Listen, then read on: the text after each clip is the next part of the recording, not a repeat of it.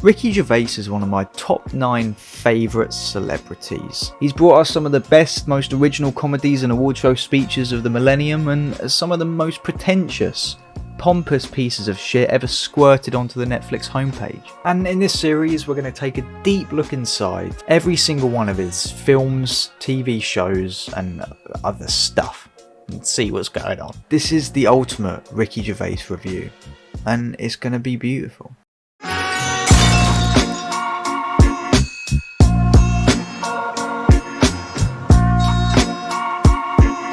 I will probably change that title. So in this multi-part series, I'm going to be covering every single piece of media Ricky's ever produced. Anything written by himself or written by himself and Stephen Merchant. From the very beginning of his career to his latest project. And then just for fun, at the end of every review, I'm gonna put him in a little tier list. A nice little tier list, why not? But we're going to get right into it because we've got a lot to get through. We've got too much to get through, and frankly I'm sick of looking at his face. Yes. Oh! Starting with 2001's The Office.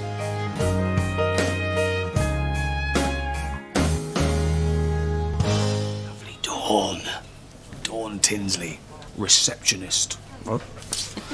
Through this race, haven't you? Yeah. I'd say, at one time or another, every bloke in the office is woken up at the crack of dawn. What? Can I have the mail, please? The original version of The Office, in my opinion, is perfect. It was first created in the form of a short film made for Stephen Merchant's producer training programme for the BBC. The film starred Ricky in the lead role as seedy boss who would later become David Brent. The film was then shown to a BBC higher-up who commissioned a series based on it. Easy. It's going to become clearer as we go just how vital Stephen Merchant is to Gervais's writing, but The Office is a great example of the genius they can create when they're together. Ironically, the show from Gervais I love the most is probably the one I have the least to say about it, because it's been praised and analysed to death at this point. But by the way, the show definitely isn't for everyone. As far as cringe and uncomfortable humour go, The Office is probably a show that understands it more than anyone. Contestant number 2, everyone thinks... Shagadelic, baby. Groovy. Oh, yeah. What was that for shit? Well, don't judge it. Don't slag... Come on. And what can put some people off is just the pure unrelenting realism. Every line and interaction feels so natural that sometimes the show gets close to a Borat level of uncomfortability. But this realism doesn't only enhance the comedic elements, but also the emotional ones. This show doesn't need huge world-ending stakes. All we need are 11 episodes showcasing a sad, desperate man failed time and time again because of his insecurities and embarrassing social barriers he puts up, to, in the last episode, seemingly out of nowhere, slide those barriers to one side and give an honest, vulnerable reaction. And it becomes one of the saddest scenes in TV. Again, thanks very much, David. Don't make me redundant. Please. You can talk to someone, Jenny. The wheel's already in motion. No, we'll stop them, because... David... Or to watch the same man be constantly put down and demeaned by probably the only genuinely mean person in the whole show for 2 seasons. I'm not saying he's fat, but when he jumps in the air, he gets stuck. I'm David Brent. I'm David Brent. Jim Carrey. I've never seen a girl like that before, have you? Well, not without a staple through her stomach. Well, what did you say then? Well, it's a quiz situation. No, tell them. It's a quiz situation. What did you say then? What did you say then? Who's the Cuban leader? Fray Bentos. Huh? No wonder this place is going down the pan. You're a waste of bloody fun. To then, again, out of nowhere, deliver a line that signifies one of the most satisfying glimpses of change to any sitcom character. No dog with you today, David? Oh, do you not see her? She just left. Chris, Yeah. why don't you fuck off? And disregarding the warehouse wankers, that was the chair. I meant it when I said Chris Finch is the only genuinely mean person in the whole show. David Brent does exhibit some mean qualities every now and then, but you know it always comes from a place of insecurity. He just wants to be liked so bad that anyone who comes along and threatens to steal the non-existent spotlight from him can make him come across as mean. How much that cost you? We're paying you too much. I made it myself. Made it yourself? Sorry. Oh, bit sweet, innit? Too rich. That's really nice. Oh, you want to taste the lemon drizzle cake's even better. Oh, really? I prefer a flan. And then you have Tim and Dawn's relationship, which can be best summed up by Gervais and Merchant themselves, why it works so well. What you find as well, especially with the romantic plot, is it's like because the camera's filming them, they can't show their emotions for each other, they can't show their true feelings, Tim and Dawn. So it means that it's almost like you've sort of some kind of Victorian seething kind of melodrama where, suddenly just him touching her or her touching him, that's as much as a kiss, it means as much, A kiss becomes a shag. So it becomes you get that nice kind of electricity between them. What I admire most about the show though is its restraint. They knew exactly when to end it. They showed us the perfect amount and it never overstays its welcome. Because imagine if they returned to even just one of the characters and completely botched them. That would suck. But yeah, that's The Office. It's good. But while I do prefer it over the US version, which I kind of feel like I have to mention at this point, the US version is really great as well, for the most part. But yeah, good job, boys. Nice one. No surprise here, I'm going to slap The Office right in S. It's going to start getting pretty lonely up there.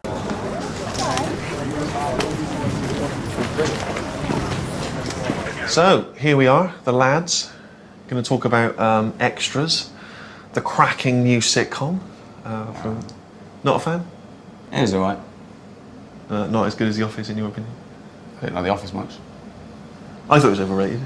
After the smash hit that was The Office, Ricky and Steve started work on their brand new show Extras, which centres around Andy Millman, an extra who dreams of making it big in the TV and film world. Also, every episode is named after and features a famous person. This could easily be seen as just a cheap crutch to keep the viewer engaged week after week, but no. That's wrong. The thing I love the most about Extras isn't the celebrity cameos, but both the relationship between Andy and Maggie, and Andy's arc across the 2 seasons. It's rare to see a nice male-female friendship in TV that isn't bogged down by will they won't they's at some point. Andy being painfully self-obsessed but fairly intellectual, paired with Maggie's stupidity, whilst also having a lot of emotional intelligence, creates a really fun to watch dynamic between the two. Also, I know this is subjective, but this show is hilarious. Stephen Merchant stepping from behind the camera to having a regular part as Andy's manager Darren Lamb creates some of the best comedic moments in the whole series. Why am I not getting any acting roles? I've been thinking about this and I'm glad you brought it up. I've got a feeling it could be your shape. It is a very unusual shape and I'm not sure who would be looking for it. And so many of the jokes are set up in such a smart, subtle way. One of my favourite moments in the whole show is when Andy's made it clear that he wants an interview with his favourite actor, Robert De Niro. And then after walking in on Darren tossing off to a pen, that's a whole other subplot, he tells him that this is the last straw and gives him an ultimatum. I don't think I had to make a list of things that you shouldn't do at work. One of them, tossing off over a pen. No. As far as I'm concerned, you're fired. If you fire me, then you won't know anything about the Robert De Niro meeting. You've got a meeting with Robert De Niro? Yeah, next week. What are you doing next Monday? What time? 6 o'clock. Where? At his hotel. What hotel? Dorchester Hotel. Brilliant, and if he doesn't turn up, you're fired then? Well, if he doesn't turn up, it's not my fault. Well, no, you've arranged it. So either I turn up and he's there, I meet De Niro, or I turn up and he's not there, and you're fired. It's pretty clear that Darren's lying, and Andy doesn't even turn up to the interview, because obviously he made it up. Until this happens. Very strange. I'm sure he'll be here in a second. It's very unusual for him to be late. How the fuck did they even get him? Have you ever driven a taxi for real? No. And the reason why the cameos every episode works so well is because you can feel the lack of ego with all these actors. The show itself is about ego and the negative aspects of the film and TV industry. And every celebrity cameo understands this and they're used as opportunities to play into this. From the first episode, Ben Stiller has no issue portraying himself as an ego-driven maniac, and it serves the themes of the entire show so well. Alright, let's do another rehearsal. Right away, please. Ben, that's a bit much. Ben? I'm sorry, what's your name? Um. Oh, wait a minute, I remember.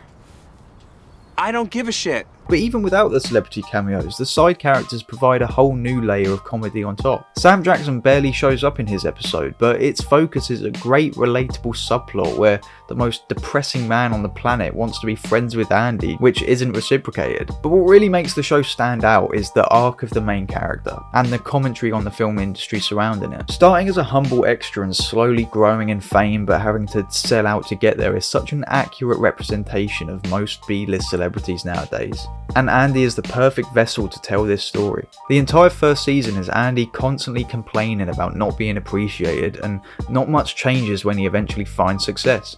When you had nothing and we were both extras, we had more of a laugh. No, he didn't. I hated it. It was shit. I was always moaning.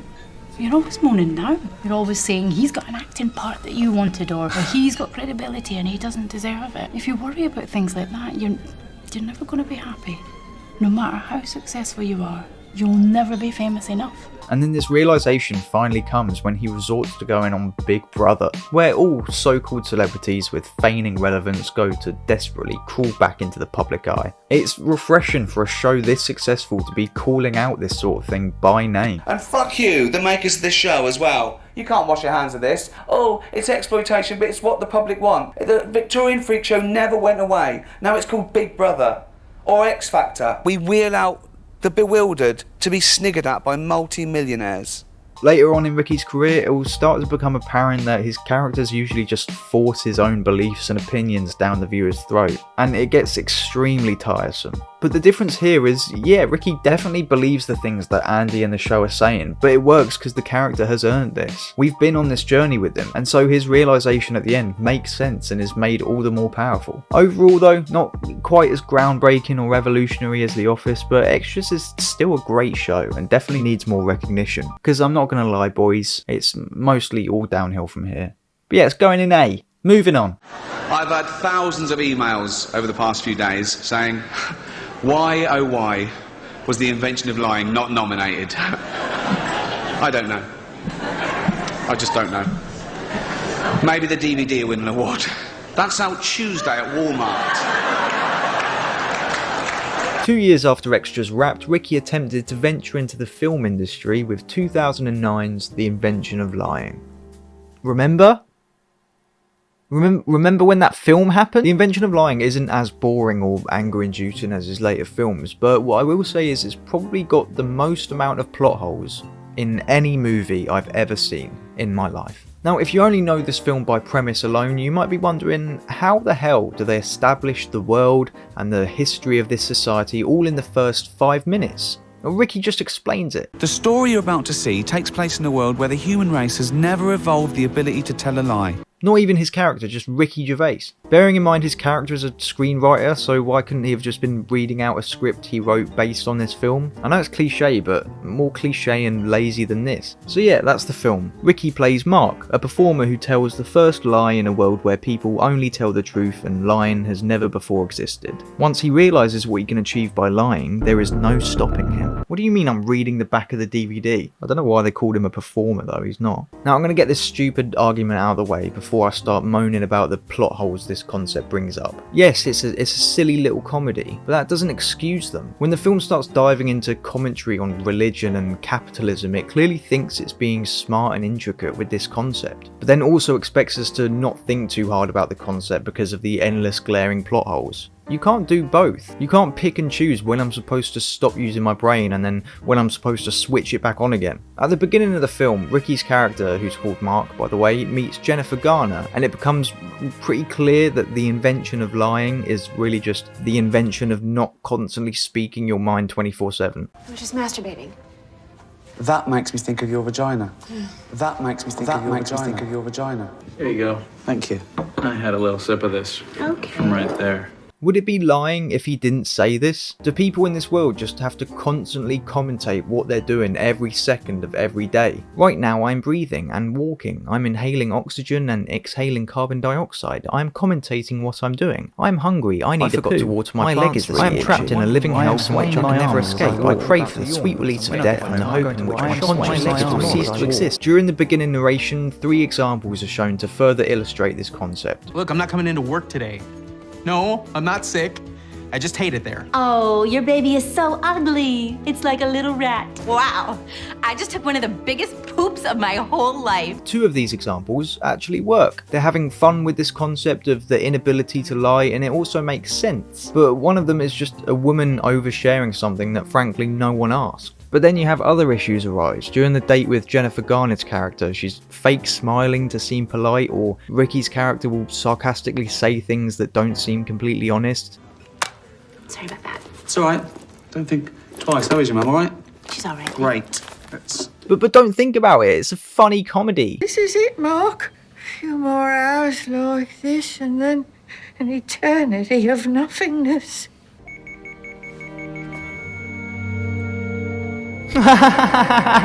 When we watching this film, I completely forgot how many famous people there are in this film. Oh hey! I didn't know you were there, but now that you're here, you might as well subscribe to the Stanland YouTube channel.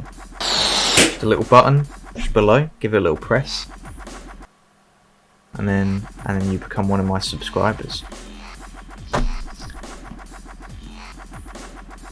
But yeah, the amount of cameos that Ricky's star power is able to muster is insane. Tina Fey, Rob Lowe, Jonah Hill, Louis C.K., Jeffrey Tambor, Jimmy Simpson, Jason Bateman, Christopher Guest, Edward Norton, Philip Seymour Hoffman. And weirdly enough, the 3 minutes Edward Norton's in is probably my favourite part of the film. But I know exactly what you're thinking. Stanley?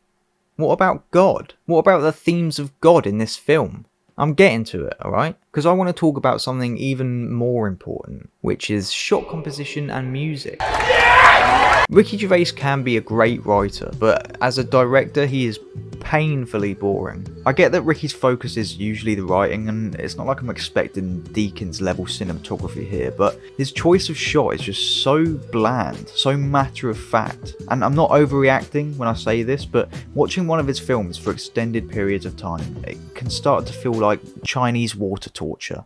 And the same goes for his choice of music. It's like temp music of temp music. It's like if the least advanced AI produced the soundtrack with the description of standard. This wasn't really an issue for shows like Extras because of the low camera quality and the gritty realism it adds, but here it's right in the middle. So safely polished, the directing is so by the book and clinical. There's even a happy montage that plays in the second act of the film, and no word of a lie, they play Mr. Blue Sky by ELO, which is the mid-2000s equivalent of playing Happy by Pharrell Williams. But anyways, back to the plot. I want to say I do like this concept, but I just don't know how you can believably centre a story around it. Lying is such a blanket statement. Society would be unrecognisable if we evolved with no ability to lie. It goes against our nature as humans. Flattery or white lies to keep relationships and friendships with people. It doesn't seem like most people in this world don't get offended or affected by negative feedback. Obviously, because Mark is a screenwriter and there's no such thing as fiction, every screenwriter can only write about real events. They mention Napoleon a lot, which implies war throughout history happened exactly like our society, but the amount of strategic lying and deceit that needed to happen. Not to mention religion doesn't exist, so why are the dates the same? Why did the Black Death happen in 1346 AD? What does AD even mean? Oh, it means Anno Domini, which comes from the Latin meaning in the year of the Lord. Which Lord? Oh shit, yeah, none of this makes sense. So Mark goes to the bank to withdraw the rest of his money, which is where he has his breakthrough lying moment.